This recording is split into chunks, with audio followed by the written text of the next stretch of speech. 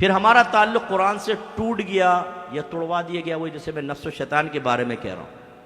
ہم قرآن نہیں پڑھتے. قرآن وہ چیز ہے کہ اس میں اتنے پر تاثیر مضامین ہیں کہ اگر ہم اس کو ترجمہ تفسیر سے پڑھیں تو دل کی دنیا ضرور بدلے گی، کیونکہ اللہ کا کلام ہے نا.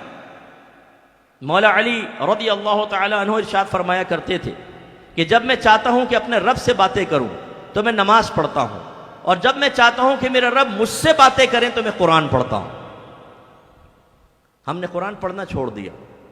ہمارے کتنے سارے نوجوان یہاں ایسے بیٹھے ہوں گے، ہمارے محلے میں مجھے سن رہے ہیں، ہماری بہنیں سن رہی ہیں، جنہوں نے ایک دفعہ بھی زندگی میں پورے قرآن کو ترجمہ اور تفسیر سے نہیں پڑھا. پڑھیں گے تو دل میں نور پیدا ہوگا، نور پیدا ہوگا، ذہن بنے گا تو اطاعت کی طرف آئیں گے. لیکن یہ بھی ایک بہت بڑا مانع ہے کہ ہم نے قرآن کو پڑھنا چھوڑ دیا. حالانکہ اللہ تعالیٰ نے اپنے حبیب کی مدح میں ارشاد فرمایا کہ یتلو علیہم آیاتہ ویزکیہم ویعلمہم الکتاب والحکمہ. یہ نبی ان کے سامنے قرآن کی تلاوت فرماتے ہیں، ان کا تزکیہ نفس کرتے ہیں اور انہیں کتاب اور حکمت سکھاتے ہیں. تبھی صحابہ کرام جب پیچھے کھڑے ہوتے تھے، عربی اللسان تھے، وہ ایک آیت سنتے اس میں جو اللہ نے مضمون بیان کیا دل پہ اثر کرتا، رونے لگ جاتے تھے نماز میں سرکار کے پیچھے. بعض اوقات سرکار کی آنکھوں سے آنسو نکل جاتے تھے. ہم جب قرآن پڑھتے ہیں ہم کہتے ہیں ہم پڑھ رہے ہیں. بھائی آپ پڑھ نہیں رہے، آپ صرف زبان ہلا رہے. جب سمجھ میں نہیں آئے گا تو دل پہ اثر کیا ہوگا؟ جیسے میں آپ کو کہوں، میں ایک بڑی صدمے والی بات آپ کو بتانے لگا ہوں، بہت ہی صدمہ ہے، آپ رو پڑیں گے. آپ کہیں گے اچھا سنائے مفتی صاحب. میں نے کہا چین چاں چاں چاں چین، رو. آپ کہیں گے مفتی صاحب سمجھ میں نہیں آیا، میں تو ہنسی آگے رونے کے بجائے. تو بالکل صحیح کہا آپ نے. جب بات ہی سمجھ میں نہیں آئے گی تو کیسے دل پہ اثر ہوگا، کیسے غم پیدا ہوگا؟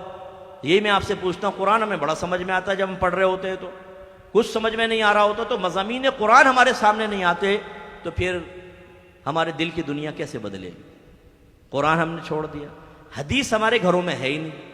عجیب محبوبیت ہے کہ اگر کسی کو معاذ اللہ لڑکے کو لڑکی سے پیار ہو جائے، لڑکی کو لڑکے سے عشق ہو جائے، عشق مجازی شیطانی چکر، اور اس کا میسیج آ جائے، ابھی بیان میں آ جائے نا، نوٹیفیکیشن ٹنگ آواز آئے، ٹیڑھی آنکھ سے دیکھا، اوئی زلیخا، ایک لمحہ نہیں لگائے گا، فوراً کھولے گا، مفتی صاحب آپ لگے رہو میں ادھر دیکھ لوں. اس کا پورا میسیج پڑے گا چاہے کتنا لمبا کیوں نہ ہو. اور اگر اس میں کوئی بہت ہی اچھی بات ہوئی تو وہی پہ دل نور نور ہو جائے گا صاحب.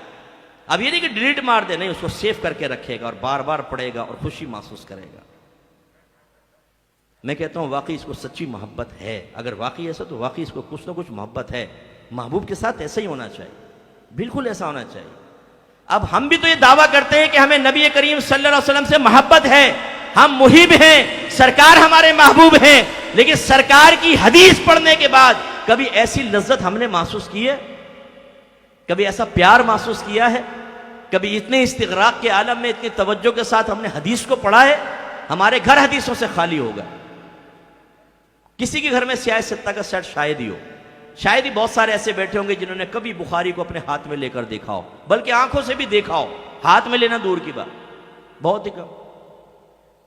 تو جب قرآن نہیں پڑھیں گے، حدیث نہیں پڑھیں گے، دل میں نور کیسے پیدا ہوگا؟ قرآن بھی یاد رکھیں اللہ کا کلام وحی ہے، حدیث بھی وحی ہوتی ہے.